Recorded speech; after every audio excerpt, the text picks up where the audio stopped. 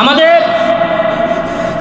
ইব্রাহিম নবী আলাইহিস সালাম যখন সমস্ত জাতিবাসীর উদ্দেশ্যে যখন তিনি দাঁড়ালেন, সর্বপ্রথম তার পিতামাতাকে জিজ্ঞেস করলেন যে তোমরা যার পূজা করো, তোমরা যে সর্বদাই তার পূজা করো, সে তো সর্ব অবস্থায় নগ্ন অবস্থায় থাকে, তোমরা কার পূজা করো, কার ইবাদত করো? তার পিতামাতা বলে ওরা হচ্ছে আমাদের দেবতা। জোরে বলুন নাউজুবিল্লাহ। ইব্রাহিম নবী সমস্ত জাতির উদ্দেশ্যে হাতের মধ্যে এক কুরআন নিয়ে দাঁড়িয়ে যায় এবং সমস্ত জাতির উদ্দেশ্যে বলতে লাগে, যারা তোমরা ওই সমস্ত মূর্তির পূজার মধ্যে সর্ব অবস্থায় বিমূঢ় থাকো, তোমরা পরিষ্কার বেশি নিয়ে যাও, তোমরা হচ্ছে সব থেকে গুমরাহী জাতি, ঠিক কিনা? আর আমরা হচ্ছে সেই ইব্রাহিম নবীর সেই উম্মতের থেকে ধারাবাহিক এসেছি, যে ইব্রাহিম নবীর ইচ্ছা সাধনা ছিল মূর্তি ভাঙার, যে ইব্রাহিম নবী এমনভাবে ফাঁসির মধ্যেও ঝুলানো হয়েছিল একমাত্র মূর্তি ভাঙার কারণে।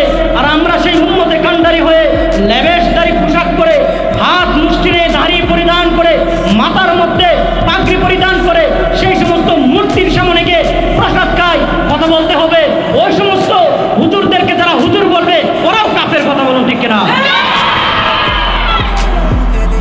যেখানে আল্লাহর নবী ইব্রাহিম আলাইহিস সালাম যখন সমস্ত মূর্তিদেরকে ভেঙে চুরমার করে দিল, আল্লাহর পয়গম্বর ইব্রাহিম খলিলুল্লাহ আলাইহিস সালামকে সবার জাতির সামনে এনে শাস্তি দেওয়ার জন্য আসলো।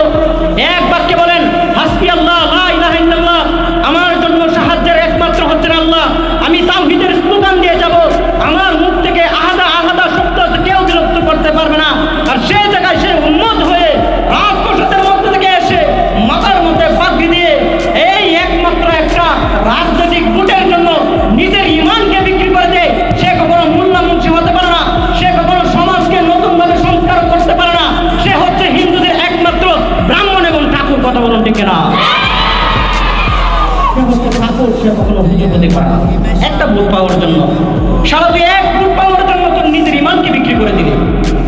তাদের পরিষ্কার ভাষায় বলবো, তারা নতুন রূপে যদি কালিমা পড়ে ইমান যদি না আনে, তাদের মৃত্যু পর্যন্ত বেঈমান অবস্থা থাকবে, মৃত্যু তাদের বেঈমান অবস্থায় হবে। নাউজুবিল্লাহ।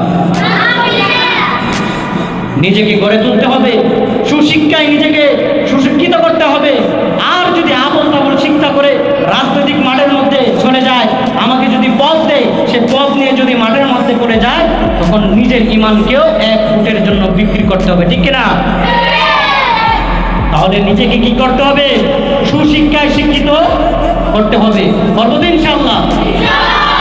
আল্লাহ রাসূল সাল্লাল্লাহু আলাইহি সাল্লাম যখন মক্কা যখন বিজয় করে, কাবা শরীফের মধ্যে যখন চাবি দিয়ে যখন মক্কার মধ্যে যখন প্রবেশ করেন, কাবা গৃহের মধ্যে যখন নামাজ পড়েন, 360 মূর্তি যখন ছিল কাবা গৃহের চতুর্পাশে, আল্লাহ রাসূল সাল্লাল্লাহু আলাইহি সাল্লাম হাতের মধ্যে এক কি করলো, লম্বা আকারে একটা কাঠের টুকরা নিয়ে প্রত্যেকটা মূর্তির প্রতি ইশারা করেন এবং প্রত্যেকটা মূর্তিকে ভেঙে দেয়। যে আল্লাহ রাসূল সাল্লাল্লাহু আলাইহি সাল্লাম নিজে পর্যন্ত নিজেকে আপোষ করে নাই মূর্তির সামনে, আর সেই উম্মতে কান্ডারি হয়ে, এই রাসূলের উম্মত হয়ে আমরা কিভাবে নিজের তাওহীদকে, ঈমানকে মূর্তির কাছে, হিন্দুদের কাছে বিক্রি করে দেয়? নাউজুবিল্লাহ।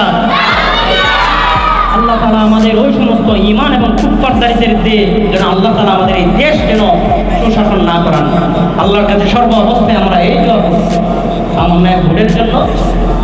বর্তমান রাজনৈতিক কিছু ব্যানারের মানুষ দেখা যায় লেবাসদারি ইসলামের পোশাক পরিধান করে এমন টুকনির নিচে এক মুষ্টির দাড়ি নিয়ে, এর থেকে অধিক দাড়ি নিয়ে পূজা মণ্ডপের মধ্যে গিয়ে তারা কি সুন্দরভাবে মালা পরিয়ে দেয়। ওই মূর্তি সংগ্রাম, তাদের পূজা মণ্ডপের মধ্যে যে সমস্ত হিন্দু ভাইদের সাথে আছে, তাদের ঢোল পিটুনি এবং কীর্তনের আওয়াজ শুনে হাসি তামাশা করে সেখানে প্রসাদ খায়, মূর্তি খায়। পরিষ্কার ভাষায় বলবো, ওরা কোনো আলেম নয়, ওরা কোনো ইসলাম লেবাসী হতে পারে, কিন্তু ইসলামের সব থেকে বড় গাদ্দার এবং কুফফার। কথা বলুন ঠিক কিনা? কিছুদিন আগে যখন হিন্দুদের যখন পূজা মণ্ডপের যখন কিছু আকার আকৃতি যখন আমাদের সামনে তুলে ধরা হয়, আমাদের মতোই কিছু সমাজের মোল্লা মুন্সি ভাইরা ছিল,